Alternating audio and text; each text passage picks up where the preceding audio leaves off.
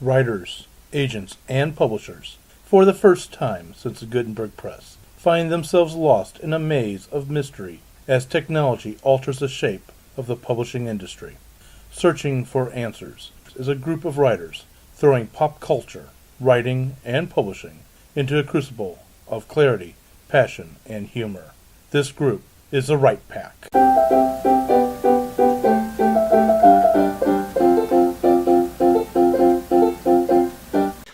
And welcome back to Right Pack Radio.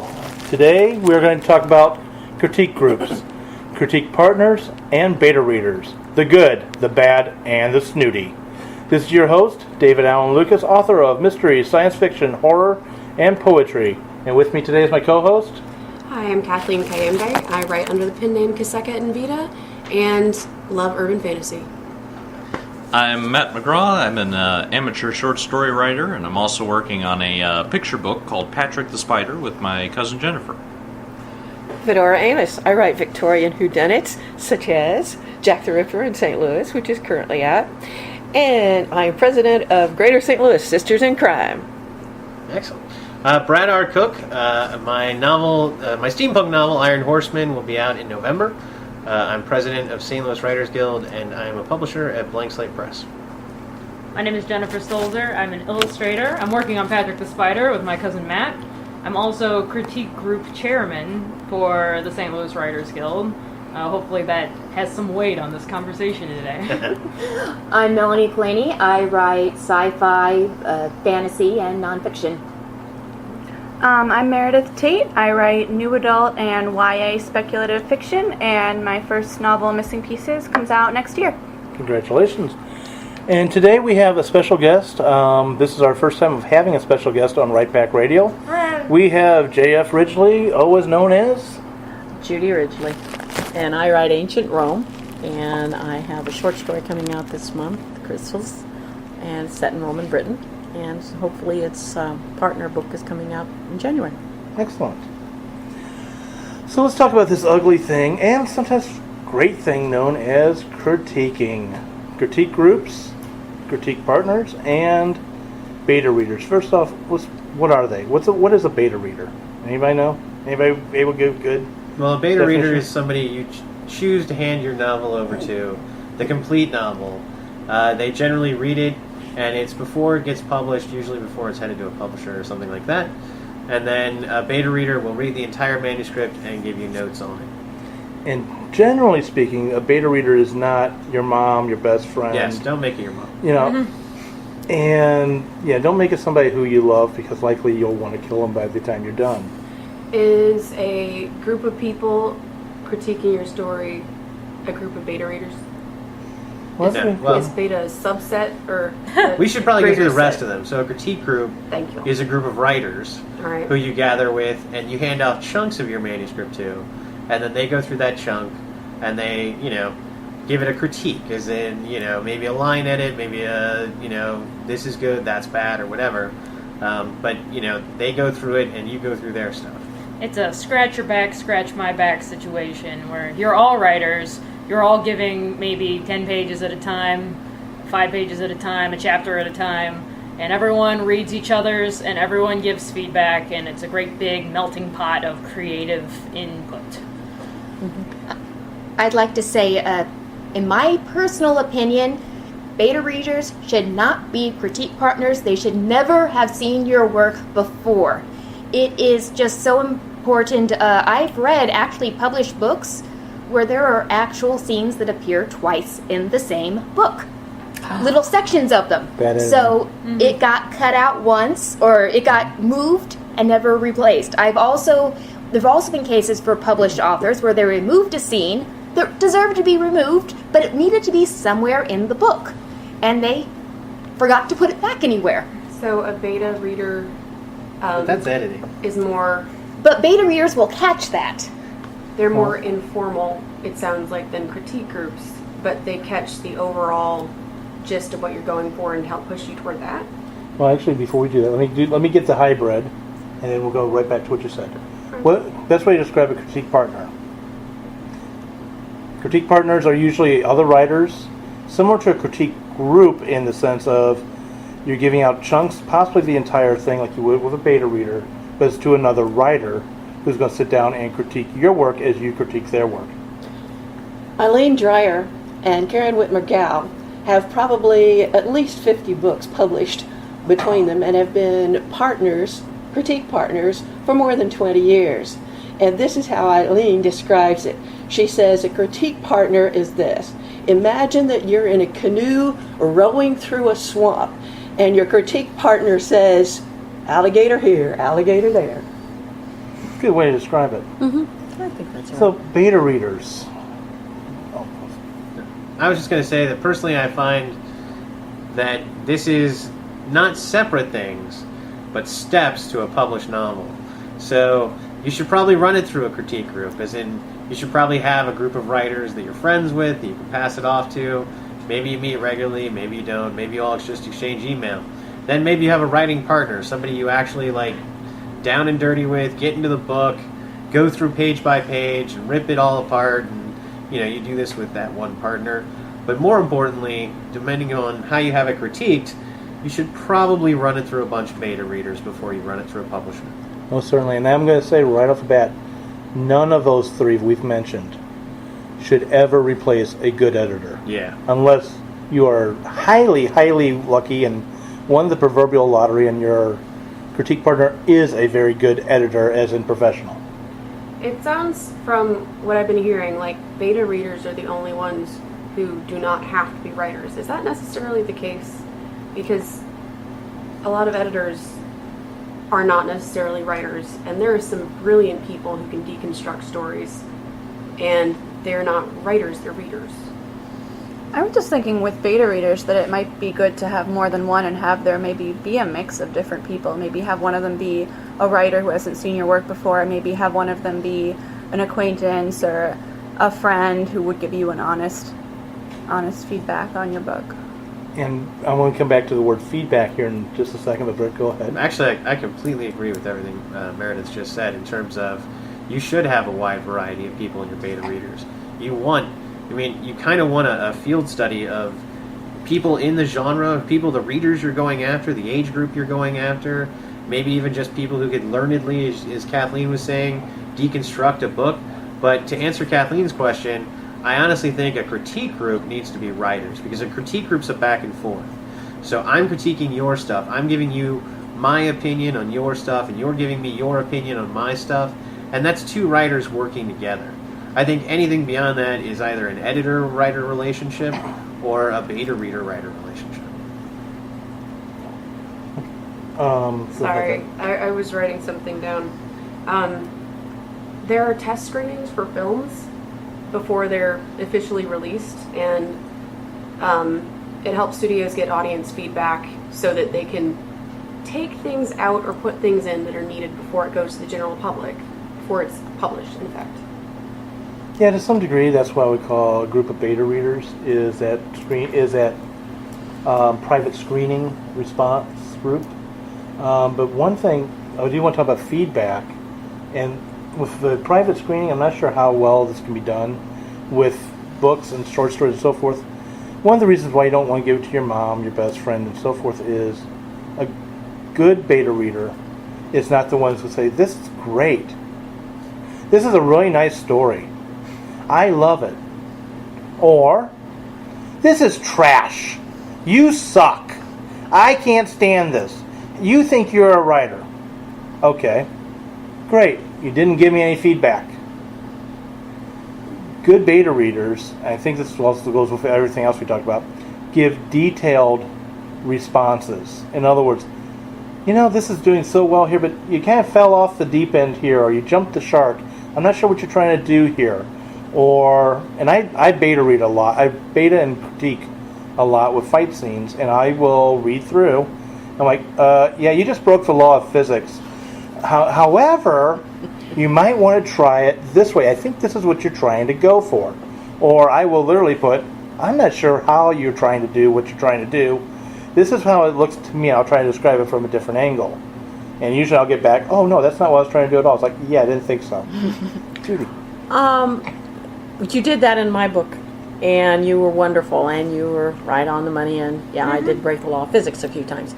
But the thing that I think is vitally important in critique and feedback, regardless of whether it's beta or critique, and all the experience, the thing that I like best when people get into, and I try to do myself, is respond to specifics. Don't blanket and say, oh, this is terrible. This is, why is it terrible? Explain why it's terrible. And I do like sometimes being offered an opportunity, something for me to understand what your point is. You might want to say it this way, or have you thought about writing it that way? And so that you can begin to see what it is that needs to be changed, or maybe not to be changed, but it feeds you the information. Just to tell someone, no, this doesn't work. You don't really know, and it's that's one of the things. And being positive, I think, is very important in being critiqued. I was just thinking, for a book club I was in a long time ago, we got, as part of it, a little handout that included questions, and they were supposed to help stimulate the discussion, to give people something to talk about, like, what did you think of this character, or why did so-and-so, why was it so important for Heathcliff to marry why did Heathcliff marry Jane when he was in love with Catherine, and why didn't Jane marry Heathcliff? That type of thing, just to get the story going. And if you have, especially if your target audience for your beta readers definitely are not, if they're younger, if they're not writers, this might help you get the feedback you want from them, to figure out if they won't criticize you. If they just say, I loved it, or if they're honest, like, I'm not crazy about it, but they can't tell you why, maybe this can get them to tell you why. It's like, they didn't connect with this character, or they did with that. So not connecting with the character, can you give us any more about what was on that sheet? Because it's been a really long time ago. I'm thinking, who was your favorite character? That's an easy one. Who was your least favorite character? What was the most annoying thing about this book? Ask for the criticism directly. You kind of need to articulate it for them.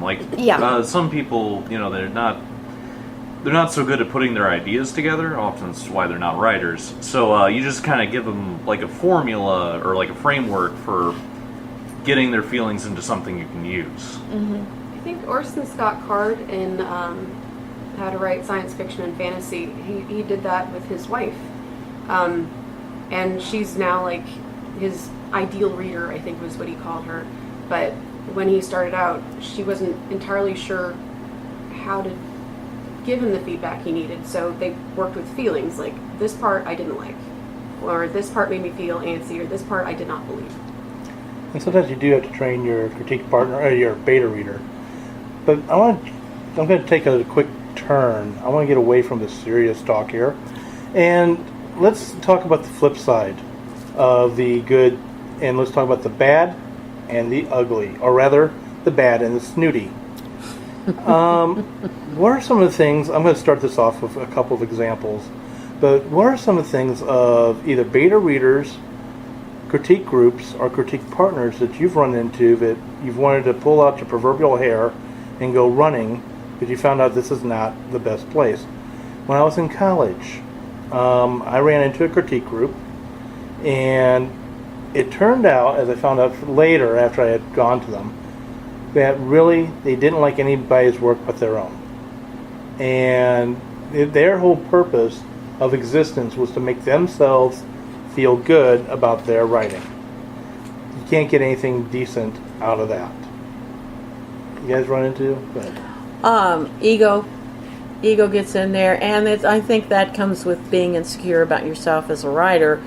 And it's, especially on your first book, it's your first baby, and for someone to critique it, it's like telling you your first baby is ugly, and it's not well received when it's not meant in that way. I think it's very hard sometimes to receive the criticism and look at it objectively, which is why I think as a critiquer, it's very important to respect the person you're talking to, understanding where they are. Is this their first book, first time through a critique or whatever, and how they, and realize that you are getting close to them, and they don't, you want to make them feel good about, and say something positive and constructive rather than saying something terrible.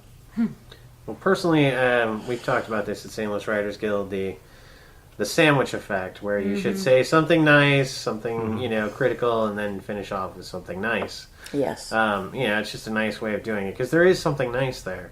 There should always be something nice there. Yes. So you want to point out what they did well, and you want to point out what they didn't do well. But personally, I think some of the worst critique partners you can have is a writer who either doesn't know the rules or, personally just writes in what is a really horrible style, because then that can affect your writing. You're getting nothing but bad advice. That's not good stuff. And then, anyone who's putting their ego above the writing, because, we all have ego about our books, but at the same time, we want the best book. And one thing I just want to say, and then I'm turning this right over to Jen, you're next. Okay. I've got you then. I just really want to say what Brad said here. I'm going to borrow a saying I've always said. And I'm going to make it polite since we are PG-13. Remember when you're in a critique group or beta partners or whatever, opinions are like what you sit on. Everybody's got one, and they all stink. Go ahead. I don't remember what I was going to say anymore. I'm sorry. Something about beta groups, I guess. I'm sorry, Jen. Apologies, there are a lot of us. So. Maybe just because a beta group, if important of having multiple people, maybe? No, that wasn't it. Okay. No, it was something about dealing with people and knowing how to critique. It's important to know how to critique. And the sandwich thing is... But it's also important to recognize when your critique partner is not a good fit for you, and sometimes that's not something that you're supposed to be changing. It's like entering a romantic relationship. If your romantic relationship is inherently flawed at its base level, then it's only going to end in tears, probably on both sides. So sometimes it's best to love and let go. Especially if what's coming between you is the fact that your critique partner is obsessed with the passive voice and refuses to change. And you are desperately telling them that it's very hard to sell something that has 3 or 4 different adjectives in every sentence. But they like the way it sounds, and there's nothing that you can do about that. And then they return to you saying, you need more description, because your sentences are too short and the pacing goes so quickly. Well, maybe it's true, maybe it is a little fast, but I also know that you like plotting, long-winded sentences that I don't like. So it's hard for me to take your critique seriously, because I don't know if you're just trying to tailor me to fit your ideal writer, or if you are actually giving me valuable feedback. You have to believe in the other person's writing at the same time that you believe in your own. I'm sure none of that was specific to a particular experience. Of course not. And if it bears any resemblance to writers I've critiqued partnered with in the past, my apologies. I think I told you this, actually, in a Facebook message at some point, and we both agreed that it was a tone thing. And I hope you have found someone new. And that it's all doing all right for you, that you're doing well. So, Jennifer, if they take off their shirt and they're all sparkly, you know to run away, right? Okay. Well, how do you figure out if a person is like that without going through the Facebook message part? Or the grief if cycle. possible. I would suggest reading their work when they give you their pages, and then after the first session, the first tough date with your critique group partner, and when you sit down across a meal and you realize they slurp their soup. You, after you have that moment and you kind of feel each other out, if you realize that there is no willingness to change and that your styles are so inherently different that maybe you should be seeing other people. Maybe you can ask them who their favorite writer is. That'd be a good one. That is very helpful. Mm-hmm. It seems to me that as a writer, you have a wonderful opportunity with both beta readers and with critique groups to have a low-stakes beginning to what you would suffer with an editor. Oh, yeah. Because there are going to be people out there who will review your work, and they don't have to be kind. It's their job really not to be, but to make your writing better.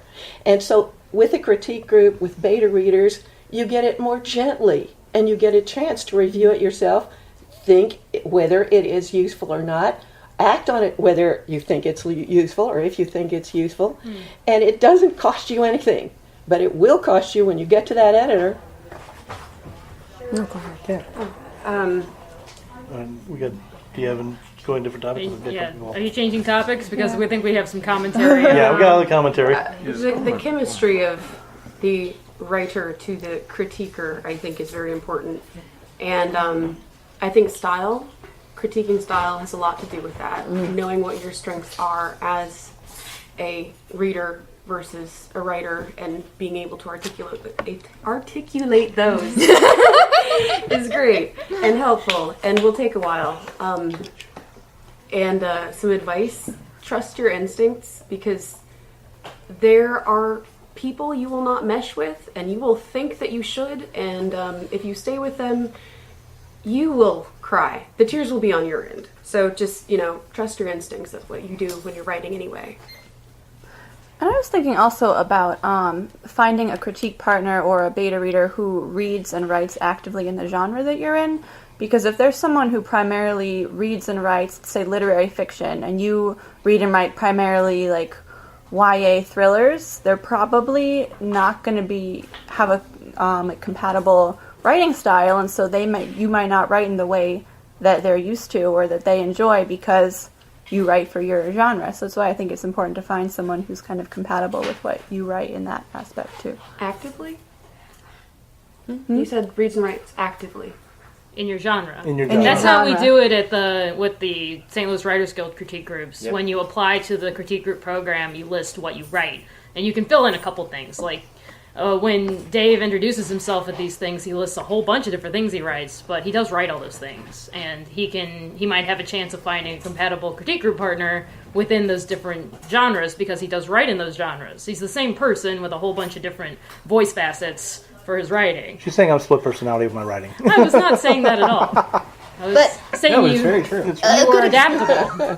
In college, I was in a critique workshop, and I and the two other guys in the class were the only ones that read science fiction. Guess what? My science fiction submissions got shredded because they didn't understand the conventions of science fiction. Oh, yeah. They were asking stupid questions because it's like, this is done all the time in science fiction. You just look up this word if you don't know what it means, Unfortunately, yes. Yeah. Did you have anything? Okay. Judy? Well, I think one of the things when you're critiquing, I think you've got it right on. I mean, knowing your genre, but finding someone like that, I write historical fiction and ancient Rome. A lot of people don't know what exhalations are, all these terminologies, and so that really trips them out. Where, and then my genre is not romance, but I have romantic elements, and a lot of times in romance, it is a distinct type of genre that has its own laws and bylaws and expectations.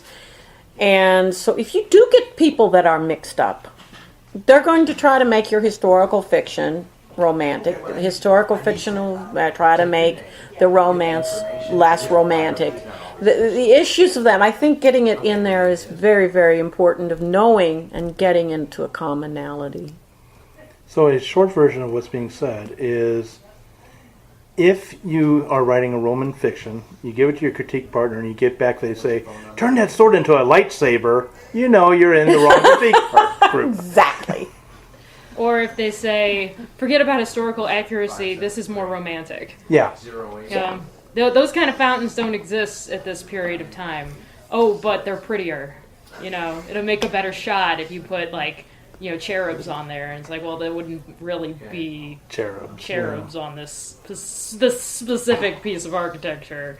And you would know that, Judy, as a historical writer, you would know that. But as a romance writer, they may not. No, and the rules and the setups, the plot, the layout is so distinct, and I've been on that fence where I thought I went to the romance writers and I just didn't fit, and I didn't know why, and it really bothered me. And then I went to the historical novel side. Oh, I'm a historical fiction writer. And now, all of a sudden, somebody had opened the door. And, knowing those things. And when it comes to critiquing, I think that's one thing that has to come out there. Even if you're in a group that is mixed, I think it's very important that everyone in the group respect those parameters. Mm-hmm. I mean, I think a person in who writes romance can say, "Oh, you write historical fiction. It's not about the emotion. It's about and the relationship. We can look at it outside that, and they can broaden their own horizons that way, and vice versa." But it's I think recognizing that recognizing what kind of story you're writing, not just in terms of genre, like but what you want to focus on. Knowing what your story is. Yeah. Know your theme, sort of in a way. You know what your theme and what you're trying to get to, so that that's a good point. I mean, it's not just genre. So it sounds then like critiquers of all stripes are meant to help the writer realize on paper what it is they're seeing in their heads, and that's a good way to put it. If the person that is critiquing is seeing the wrong thing in their heads and trying to push that onto what you're writing, you need to not listen to them in those aspects of their critiques. Or you need to see why they think they're seeing what they're seeing, because if they really are trying, it depends. If they're trying to give you a good critique or if they're trying to mentor you. Okay. And that's something which Jen brought up without saying the title of a type of critiquer, which is a mentor, where somebody's trying to turn you into their little mini-me as an author. And completely innocently, by the Yeah. way. It wasn't malicious at all. It was just a style clash. No, I've actually run into some that actually did it purposely, but it can happen that way.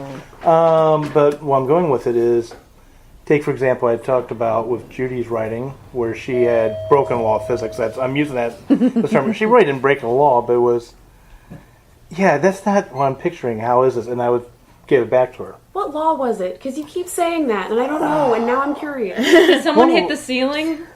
What ceiling? Like, did you flip it was I think it was when Julius's uncles hit him with the fist, and I was trying to knock him out, and there was a whole didn't. decision about what it took to knock a guy out. Yeah, I remember that. We were in the Missouri Writers Guild, like practically knocking each other out. Oh yeah, right there in the lobby. Exactly how it would happen, and the easiest ways to knock somebody out. Understand, when Brad and I get together and we're talking about fight scenes and all this stuff, with him as a fencer and me as a martial artist, it gets real hilarious. Also understand that writers will know random things like this, and it does not mean they're crazy, or Yes, that they belong on the FBI watch list, even though we probably all are. I have looked up what the smell of a rotting body is. So, or what does burning flesh smell like? That'll get you on a list. Barbecue. Barbecue. It smells like pork. Pork or chicken? It's pork, and it's pork, the, right? the cerebral spinal fluid is very sweet when it burns. Wow. So, as we are back to critiquing. Sorry. Back to critiquing.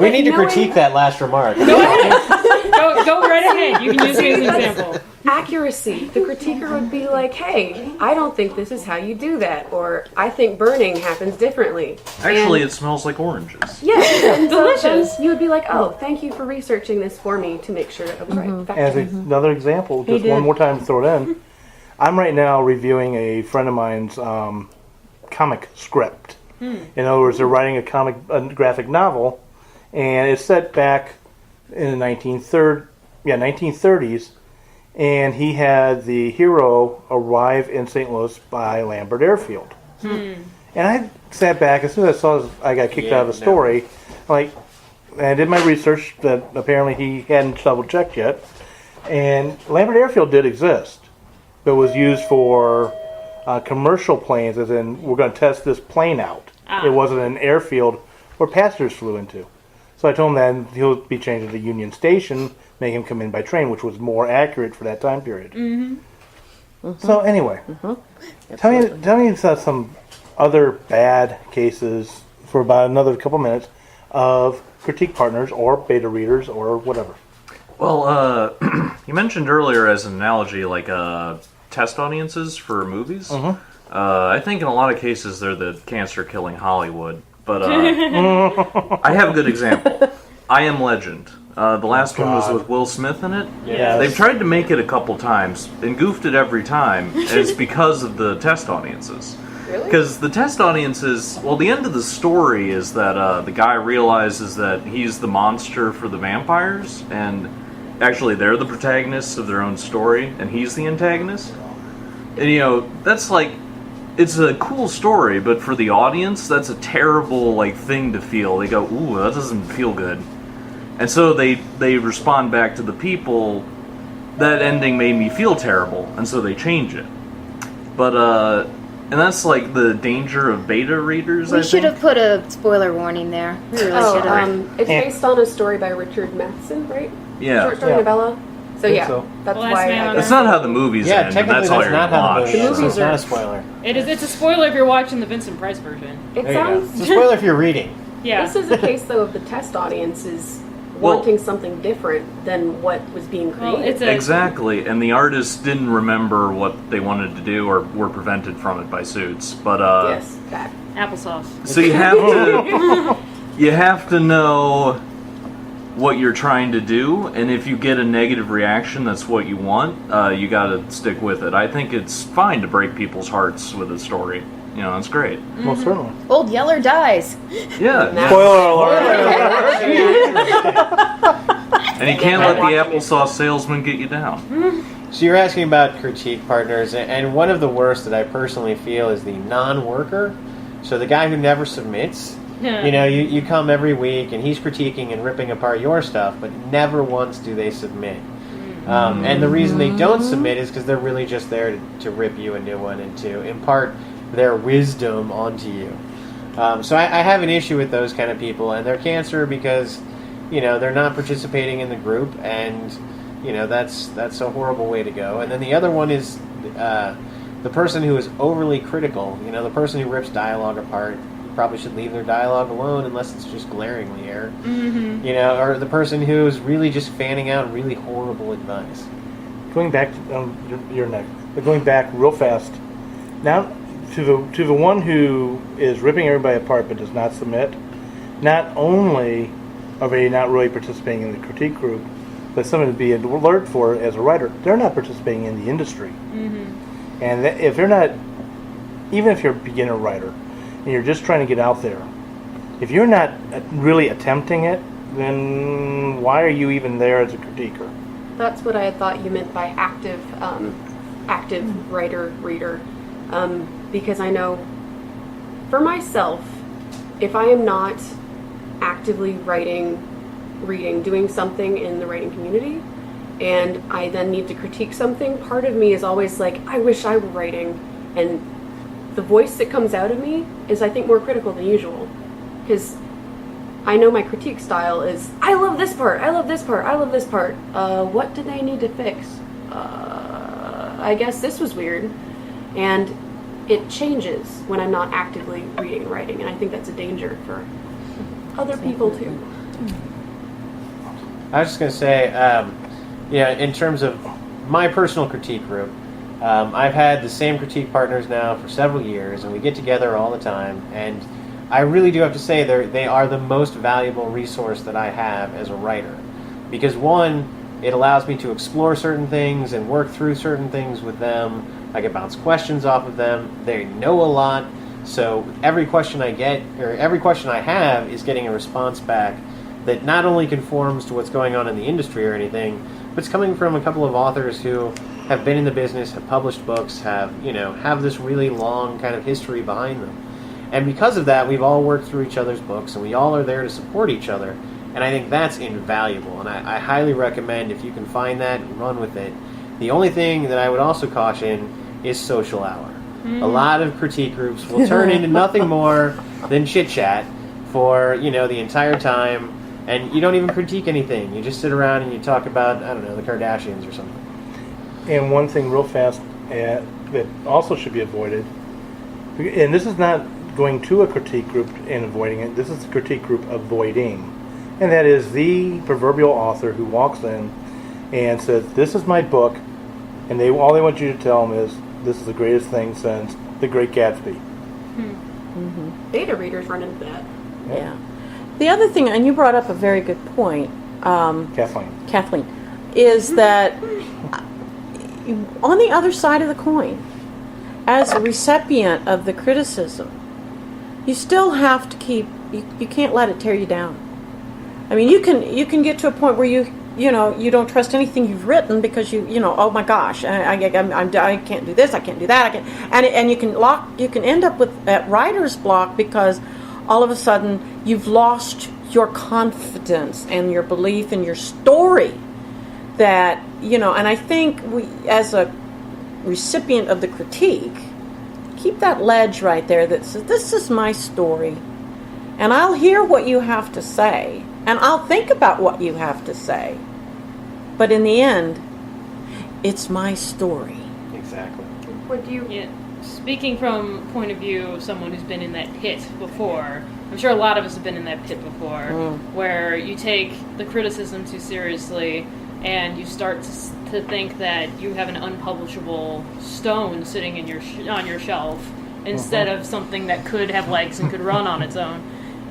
It's important to think about who your critique partner is, and to base their opinions on versus your opinion. If you really like the way that passive voice sentence reads in your paragraph, then perhaps that's one you can forgive. Yes, the critique partner was right. This is a passive voice sentence, but you as the writer are the final say, unless of course your publisher tells you to change it.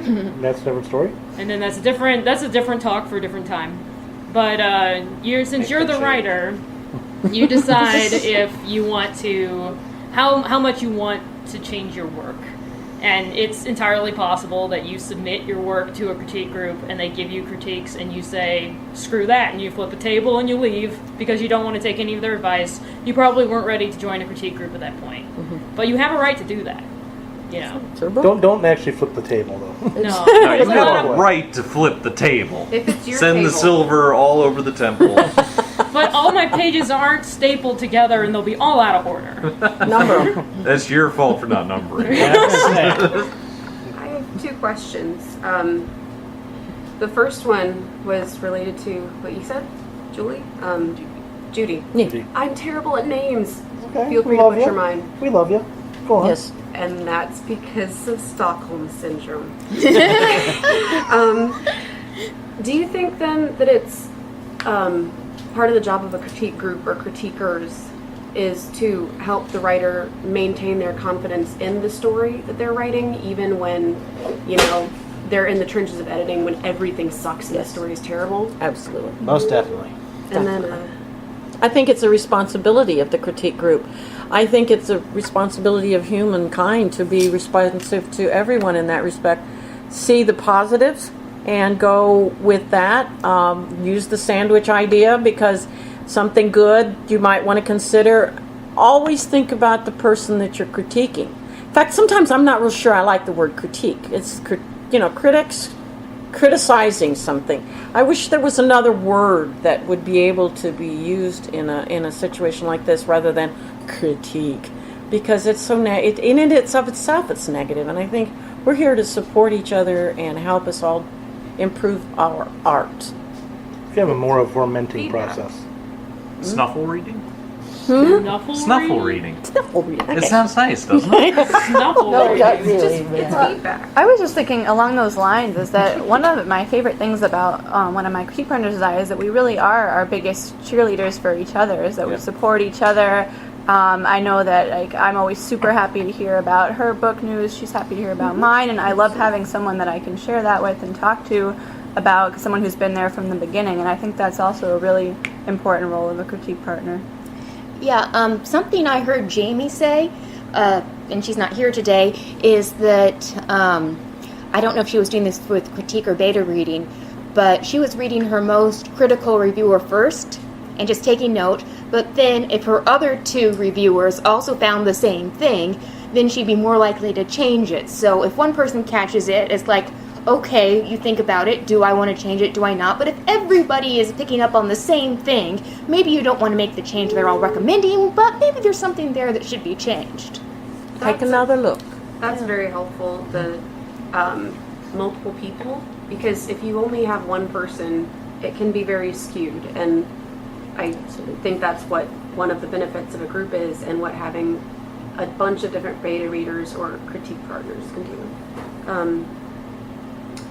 You can go. I have another question after that. Okay. I just was suddenly reminded of a bit of advice I got from a comic book writer that I worked with in college. I took a class with him.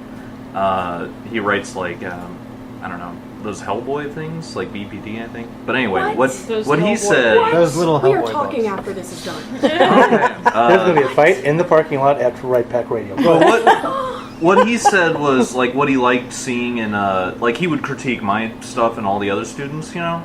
What he liked seeing was, like, okay, I'm going to give you a critique about this, and I'm going to suggest something, but what I love to see is when you take the critique and don't do the suggestion, but do something else that also fixes the problem.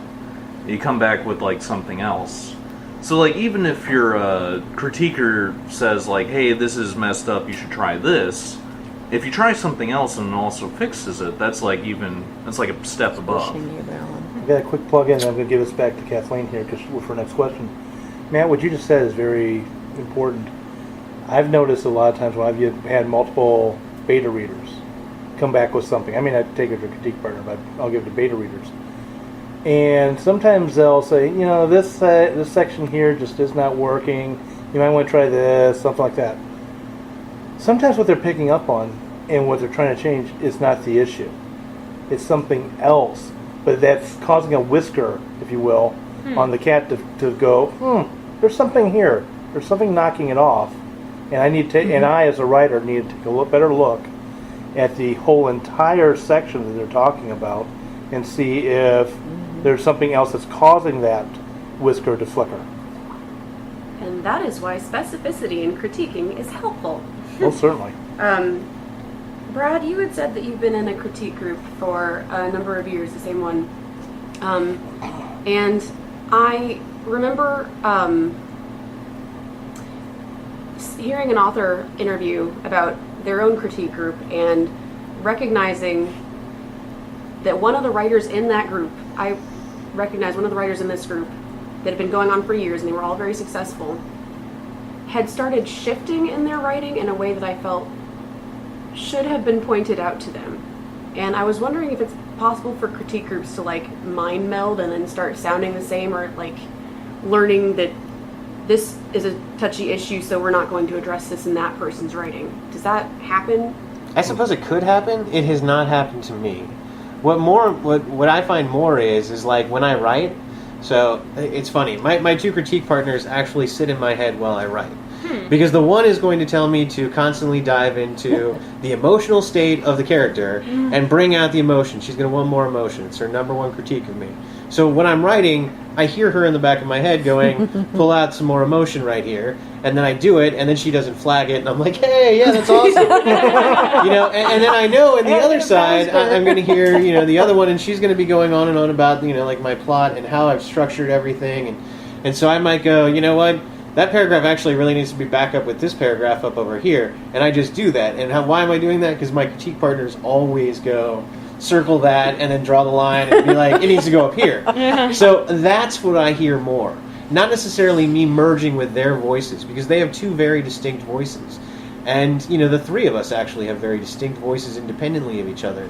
But I would never want to, copy their voices, because, one, I'm not writing about, like, new adult contemporary, like, you know, kind of stuff, so that would be bad of me to copy the one's voice, you know, and so I don't want to copy anything like that, but I more hear, like, their criticisms coming through as I write. I can tell you, like, when I look at the page, what they're going to, you know, tell me about when I go to the meeting, and then they do. And you go, darn, I wish I'd if I'd had another couple hours, I could have fixed that. You kind of internalize what they're teaching you. In essence, yeah. And it helps your writing get better. What would you guys say to writers who are afraid that they're going to, if they go into some workshop or a critique group, they're going to become either like the group in tone and everything, or an outcast of the group? Know thyself. This actually happened to me. Again, I took two writing workshop classes in college, an introductory and an advanced. Both classes were taught by PhD students, and by the end of the class, everyone wrote 3 stories for this. Well, this is pretty much universally true, but the final story for all of our 3 ones was much more similar than the first stories for all of us, and they were basically being guided very much by the tastes of the person teaching the group. So this definitely happened at both times. I liked the style of my first teacher a whole lot better than the second. The second teacher, I realized this was happening. I turned it in. I realized it was a good story too, but guess what? I'm going back to the original version of the story.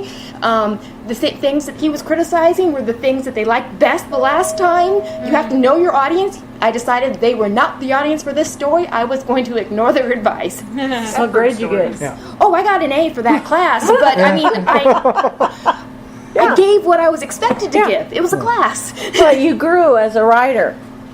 You really did. You really did. I can just hear that in the fact that you said, this is what I want, and you did it, and you grew as a person and as a writer.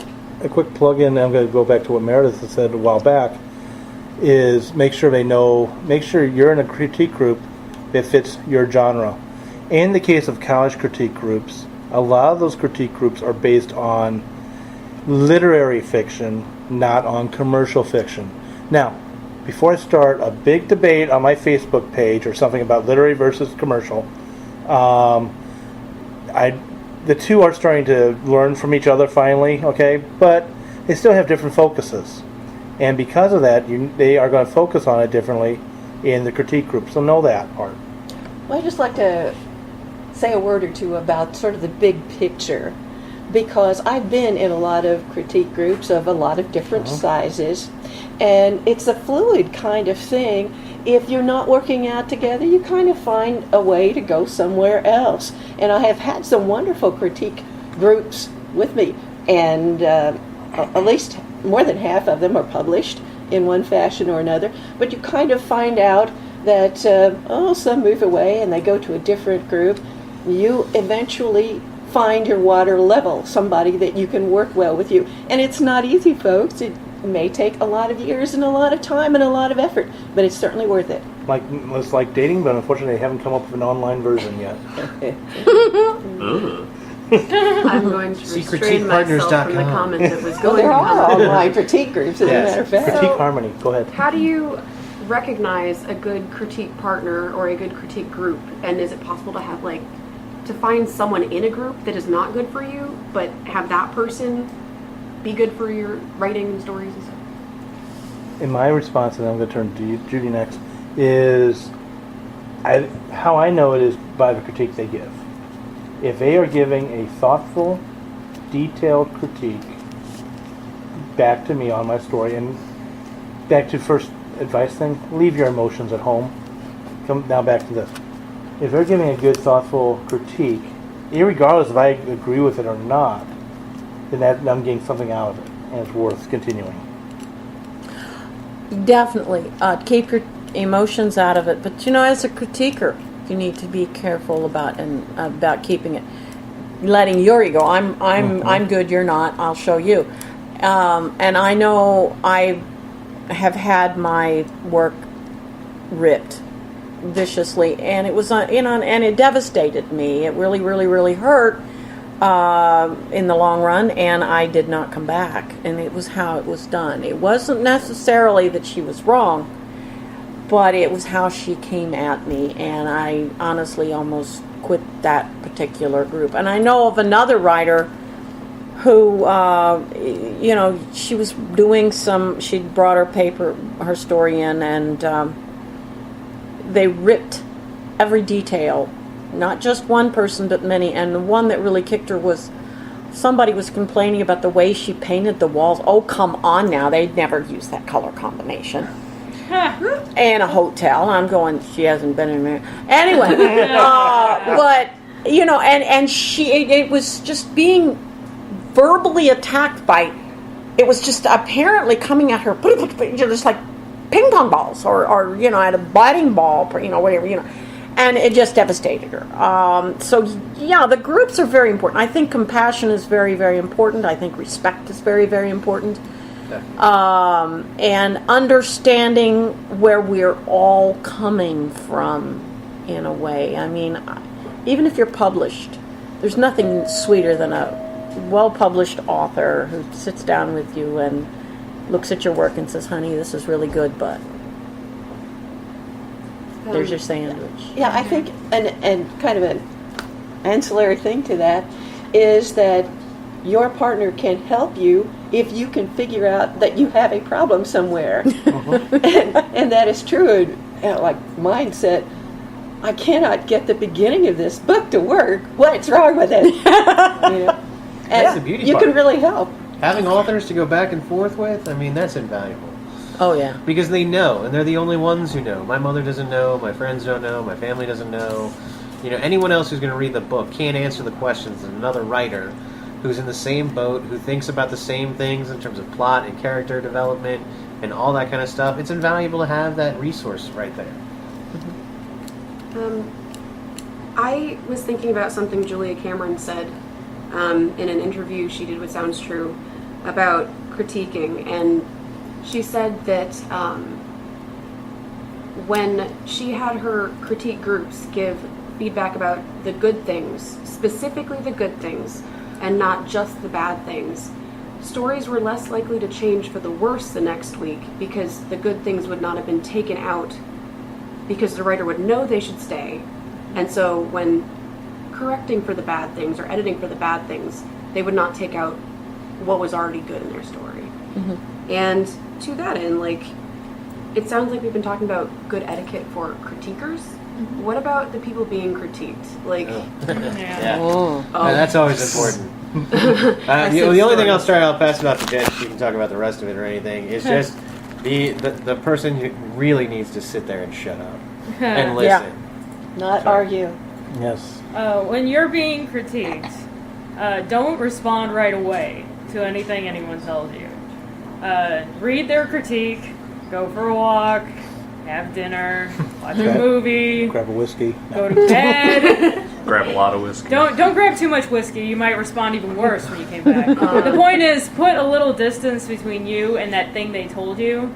Because often, even if you know you're supposed to leave your emotions at the door, you're a human being, and you bring them anyway. There's nothing you can do about that. Mm-hmm. And when someone tells you, I don't like the way your character responded in this scene, and your heart skips, and you get hot under your collar, and you feel yourself flush, and that's going to happen because that's what happens when you hear something you don't want to hear. Don't immediately turn around and say, well, they did it because of this reason, and this is why, and this is what happened. You say, okay, thank you for your feedback, or you say nothing if it's an email. You just let the email sit there, and you go walk, and you think, and you consider, was that good? Was that bad? Is that worth responding to? Is that just me being sensitive? Is it an actual critique that I should be taking to heart? And that's important, to give yourself a little bit of distance so you don't answer right away. I had a client once who was very protective of their work, and anytime I would say something, I think we should change this, or I think that you don't need this sentence here, or I think this word's a little too big for children, then it was always an email right away saying, well, I don't think that's right. And I got to the point where I was used to receiving those, so I'd be like, okay, 3, 2, 1, oh, hey, look. And it's like I'm not going to take that too personally myself, because I know that's the way that they're responding to criticism. But as a critique person, I know, I learned from that experience to be, oh, well, I shouldn't respond right away, because that's an emotional response and not a logical response. Because often the client would then think about what I'd said and come back and say, you know what, you were really right, because they'd had time to think. And a lot of times they'd come back and still say I was wrong, and they have every right to do that, and I didn't think any less of them for doing that either. If they really wanted to include that in their story, then, if they wanted to have a challenging word here for their children to read, then please put it in, if you wanted it to be that short. And even though I said you might need to add a couple pages, they still wanted it to be a really short book, then it's like, okay, well then we'll work with that. That's what you wanted, So I guess that's my piece on receiving criticism. You had a question, my friend? What if you have a question about something someone has said, though?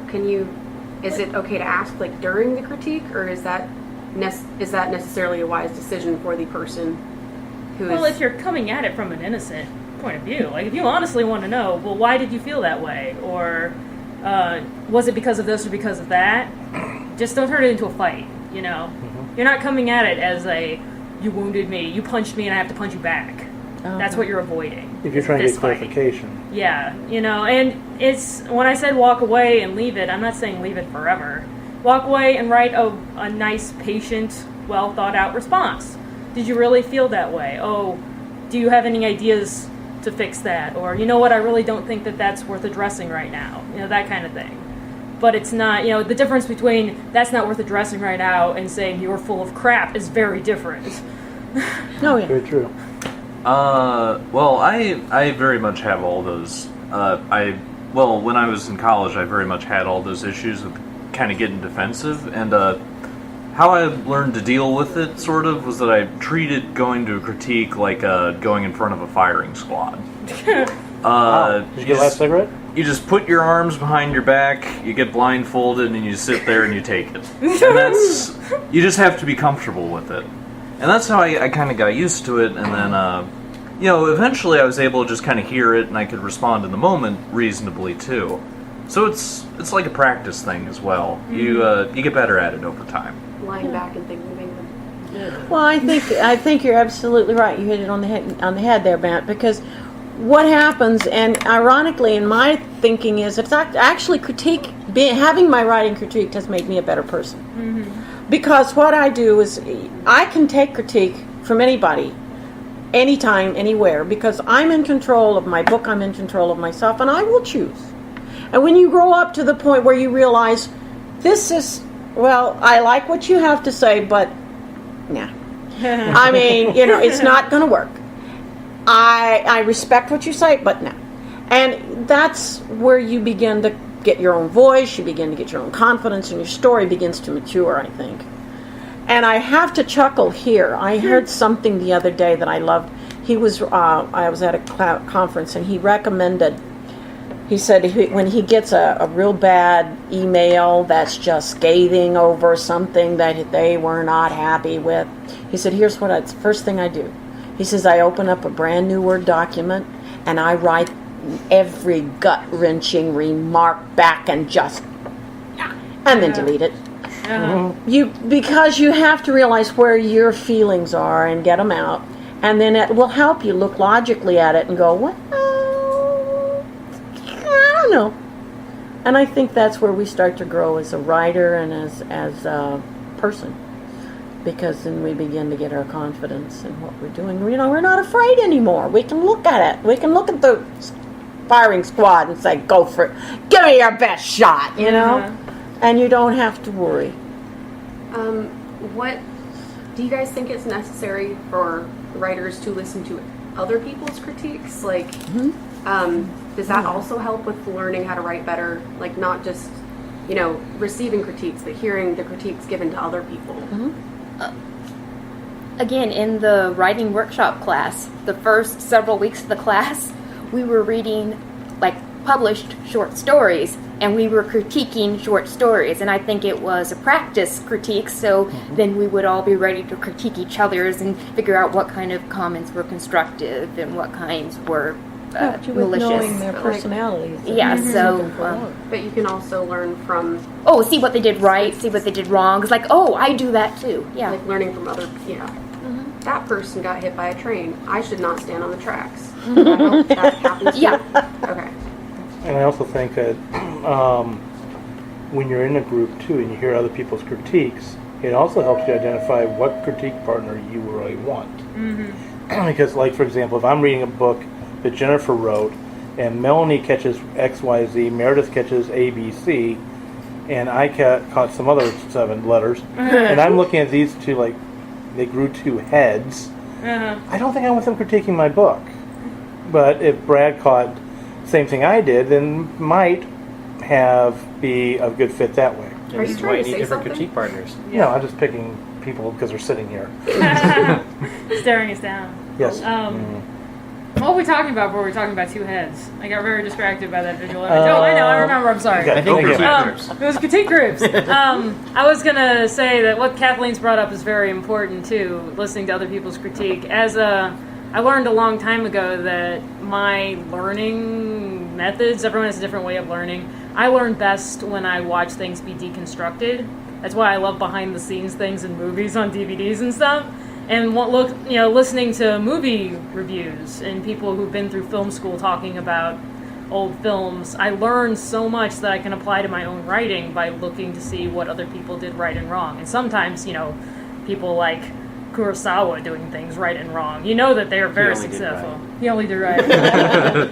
He's very successful people. Now, pointing out what good things and bad things exist in stuff that people generally accept as masterpieces. Yes. There's room for people to have opinions within something that is universally lauded. Oh, yeah. So I think it's good to listen to other people's critique. No, just kidding. And on that note, we're going to end this week's episode on the Right Pack.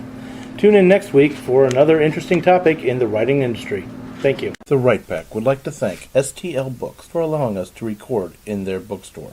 STL Books and Gifts is St. Louis's newest independent bookstore with an emphasis on fine literature for adults and children and the most comprehensive selection of St. Louis books available anywhere. Visit them online at stlbooks.com or in person at 100 West Jefferson Avenue, Kirkwood, Missouri 63122. Tune in next week as the Right Pack will conquer yet another pondering issue in the writing industry. Theme songs for Right Pack Radio were written and performed by Meredith Tate. All copyrights remain with her.